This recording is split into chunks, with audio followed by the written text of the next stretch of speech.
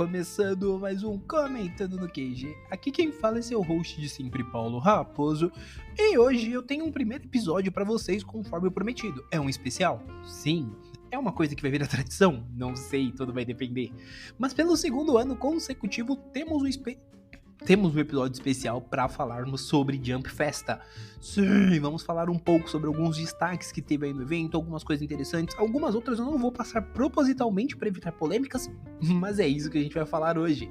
Então senta o bumbum aí, bora conversar um pouco sobre esse evento bacanudo que a Shueisha realiza anualmente para falar de algumas obras suas, fazer anúncios e até mesmo nos surpreender. Tá, então a gente começa aí já falando desse evento, que ele ocorreu no último final de semana, então eu tô gravando isso no dia 19. Ele ocorreu aí faz uns 2 dias, que ele ocorreu entre os dias 16 e 17 neste ano.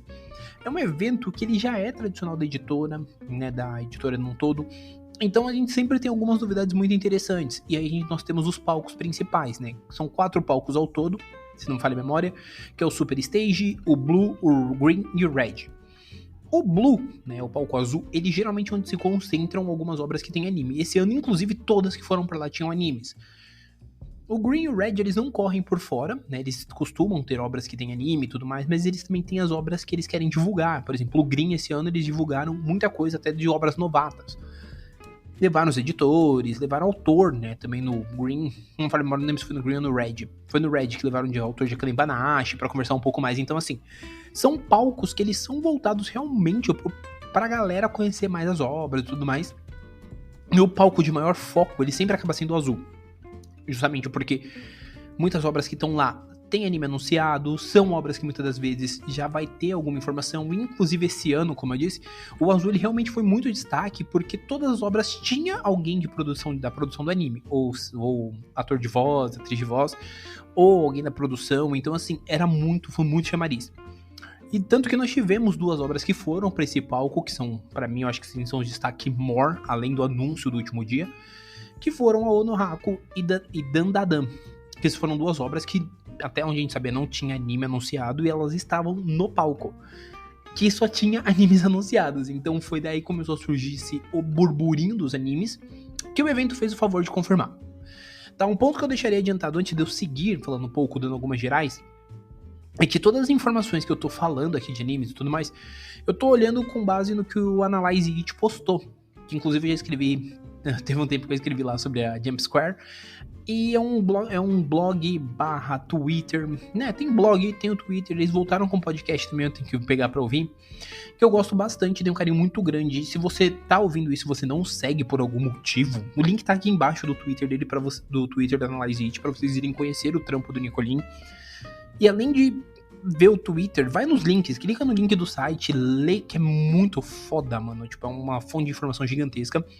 E aí também tem o canal do YouTube, tem uma porrada de coisa, e é um trampo muito bacana mesmo, e é um trampo que me ajuda muito até a entender melhor como funciona a questão mercadológica das principais revistas do Japão.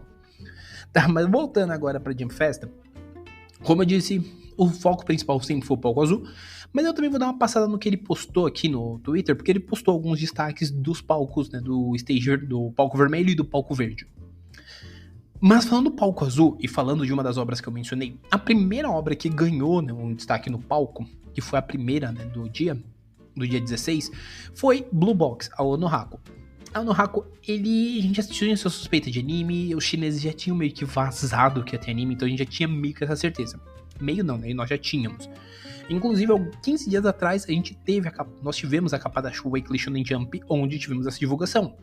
Só que no evento foi onde a gente também teve uma outra coisa muito mais legal, além da primeira imagem promocional. Nós tivemos o primeiro trailer. Não foi dado data de quando o anime sai, não foi passado muitas informações, a gente teve algumas informações referentes a staff, tivemos informação de que a TMS está envolvida na produção, só que a gente não teve data. A gente só teve um primeiro trailer que, inclusive, ele é lindo, lindo. A gente teve a informação dos 3 dubladores, né, dos dubladores dos 3 personagens, assim, que vão ter um destaque maior nesse começo, que é o Tai, que é a Shinatsu e a Hina. O Tai, que ele vai ser dublado pelo Shiba Soya, a Shinatsu pela Reina Ueda e a Hina pela Karikito. Então, assim, a gente já tem as três vozes, assim, principais nesse primeiro momento. E cara, eu tô vendo o trailer enquanto eu tô fazendo esse áudio e eu posso dizer pra vocês que ele tá lindo. Eles realmente mantiveram muito a essência da arte mesmo que o mangá já possui. E que sim, cara, pra mim é uma das artes mais bonitas que nós já tivemos notícias. E eu, honestamente falando, eu amo. Inclusive, enquanto estou falando isso, estou admirando o meu volume 3 aqui. Porque sim, eu já tenho 3 volumes. Né, eu tenho os 2 primeiros que eu comprei no começo do ano. E o terceiro eu ganhei de presente de Natal. Então, o presente de Natal, ele está aqui do meu lado. Meu volume 3 que eu lerei logo mais. E, cara, é meu xodó. Tem um episódio do Comentando. Inclusive, pra quem já ouviu, tem esse episódio qual eu comento sobre a série. Eu quero fazer um outro episódio. Mas eu quero deixar muito claro. Pra mim, o meu hype é uma obra que eu acredito que muito provavelmente vai chamar muito atenção no ano que vem. E se você tá ouvindo isso e você ainda não deu uma chance pra Onohako, vá dar uma chance, porque, cara, é uma obra que você não vai se arrepender, é uma obra muito legal. Mas seguindo, né, além de Onohako, depois disso nós tivemos aí os stages seguintes, né, eu tô olhando aqui que tem algumas fotos dos painéis e tudo mais, por isso que eu falo pra vocês depois lá no Twitter. E aí foi quando a gente teve nós tivemos um palco pra Haikyuu, onde a gente teve o trailer, né, do filme, no Haikyuu The Movie, The Battle at the Garbage Dump, que é a batalha do lixão lá, que é um filme em 2 partes. O trailer a gente tem um pouco melhor os vislumbres referentes ao jogo e tudo mais, alguns momentos, além de ouvir a música tema do filme, que é da banda Spire.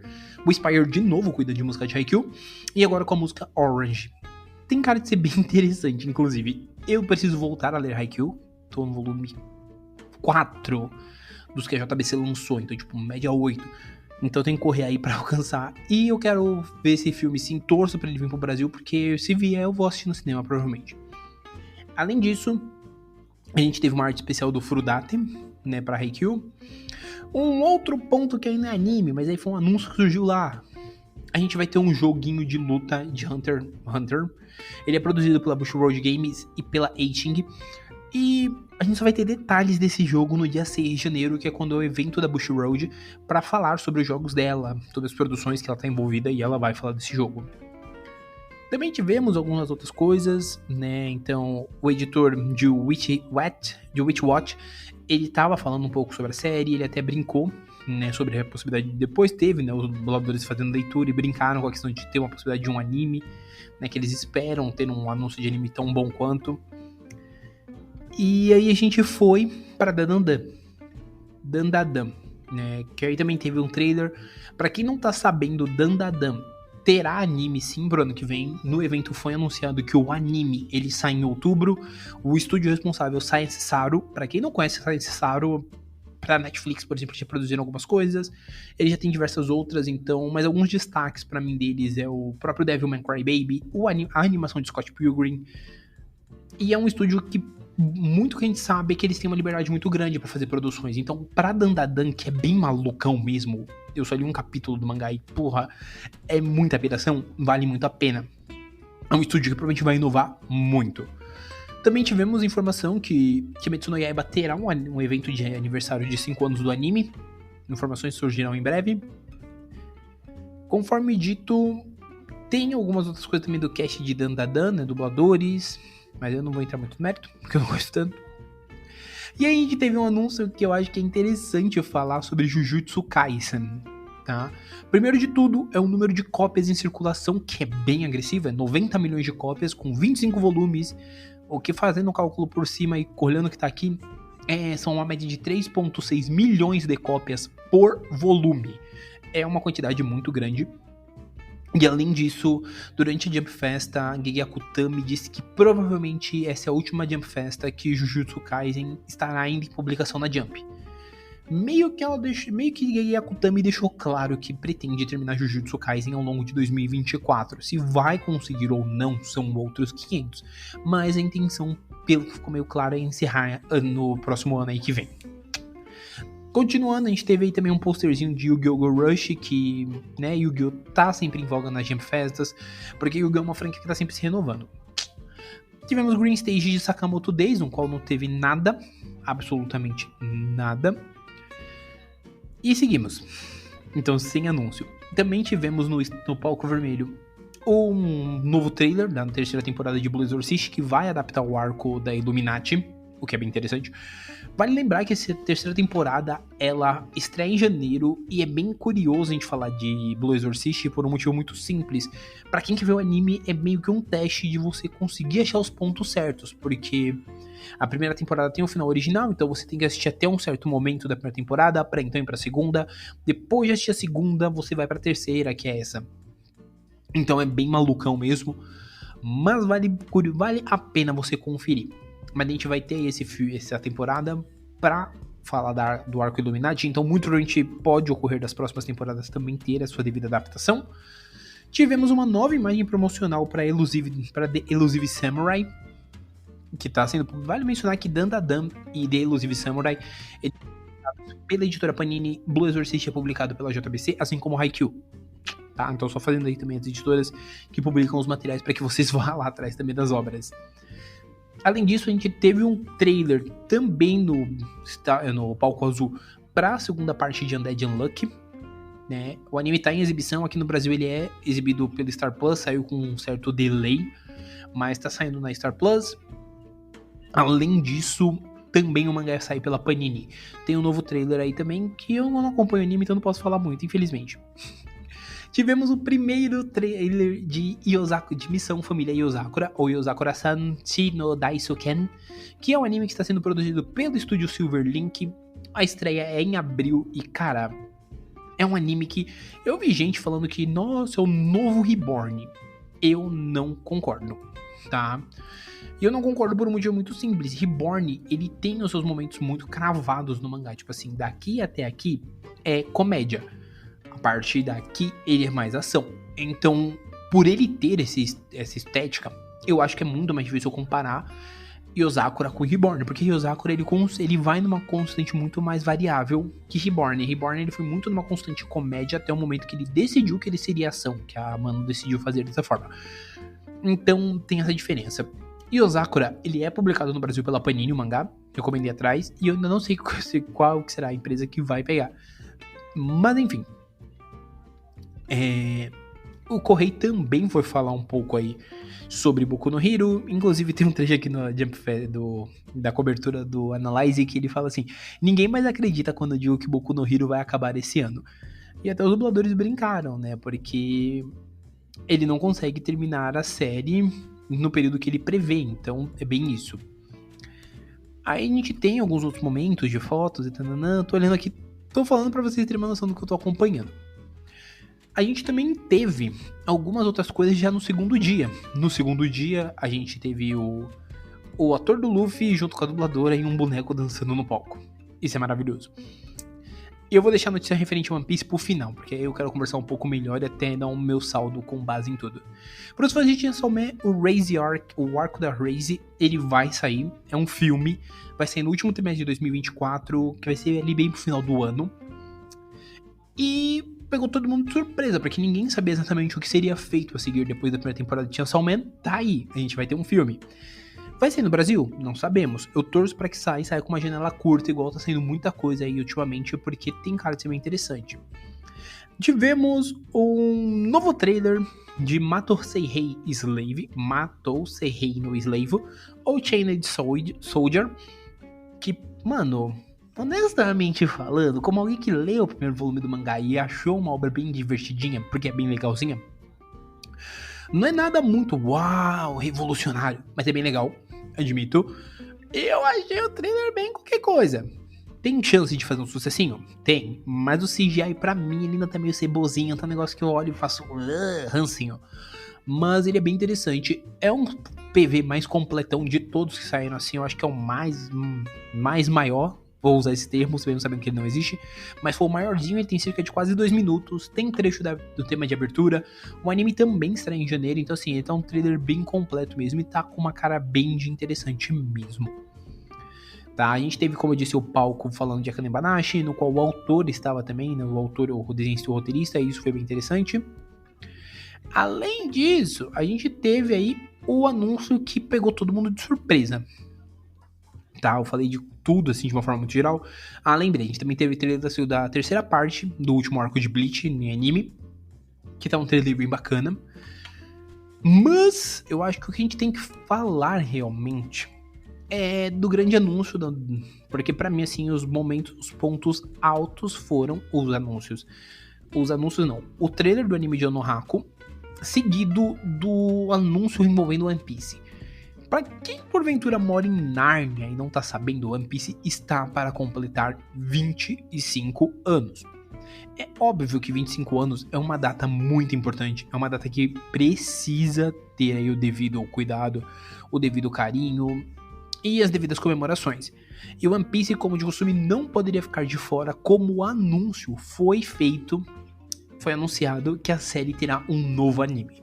É um anime que tem a Toei envolvida, não diretamente, mas sim a Toei tá também ali no comitê de produção, e é um anime que será exclusivo pelo visto da Netflix, que é um remakeão ali da East Blue, produzido pelo Mapa.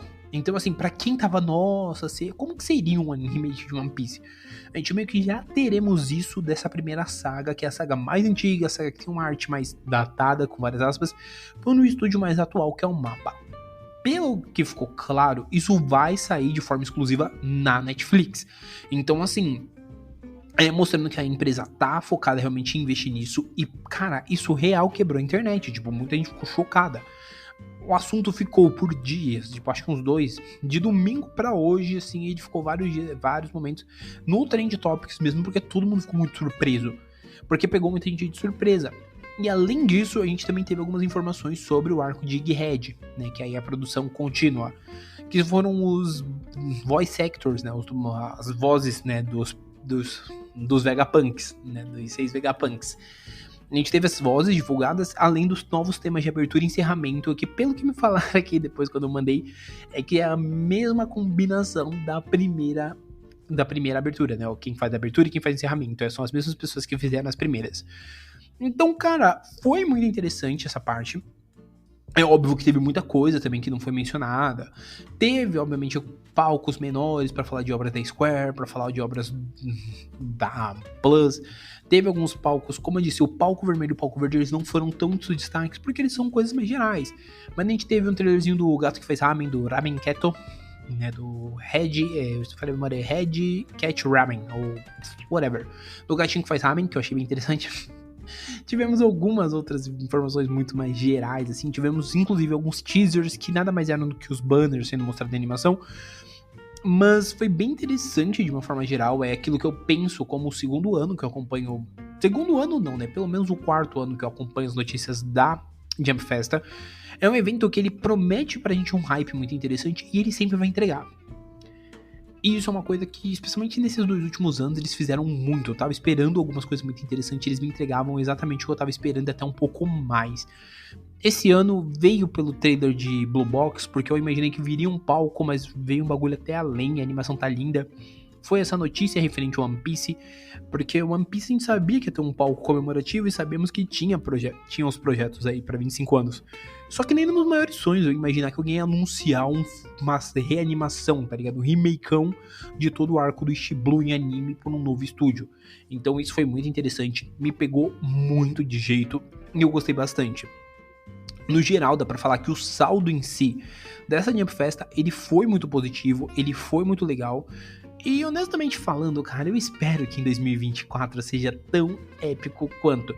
Porque a Jump Festa, ela se tornou um evento que, tipo assim, de um evento muito específico, porque ocorreu no Japão, virou algo que, mano, a gente realmente fica empolgado, a gente realmente quer ver o que vai vir a seguir, porque a gente sabe que podemos esperar qualquer coisa, mano, e coisas incríveis. Porque é isso, a Switch, ela consegue vender um hype muito grande em cima dessas obras, em cima das novidades que ela tem.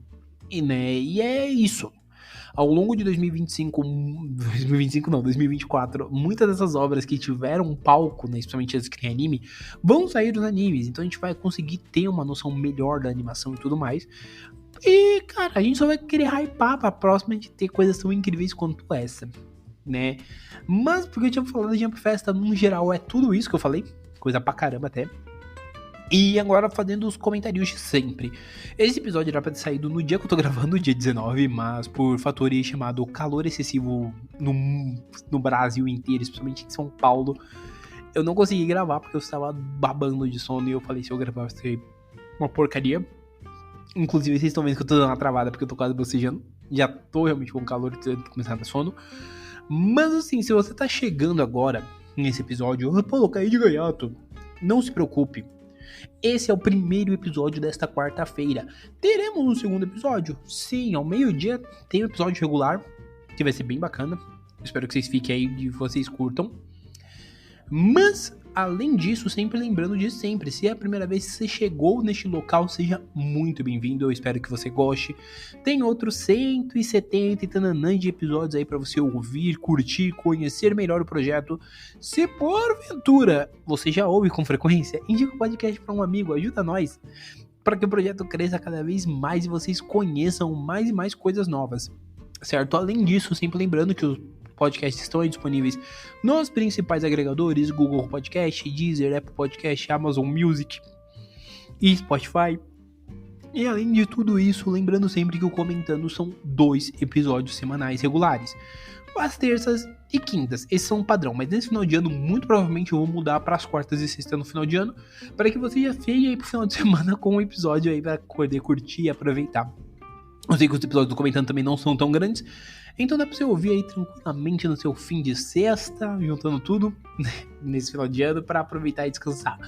Mas, além disso, lembrando sempre que tem algumas outras coisas que eu vou fazer comunicado mais pra aí entre os últimos podcasts desse ano e os primeiros de 2024, sobre como que funcionará o cronograma do podcast. Tá, mas eu já quero deixar isso adiantado que teremos sim um episódio para conversar um pouco sobre. Mas por hora é isso, um abraço e nós fomos!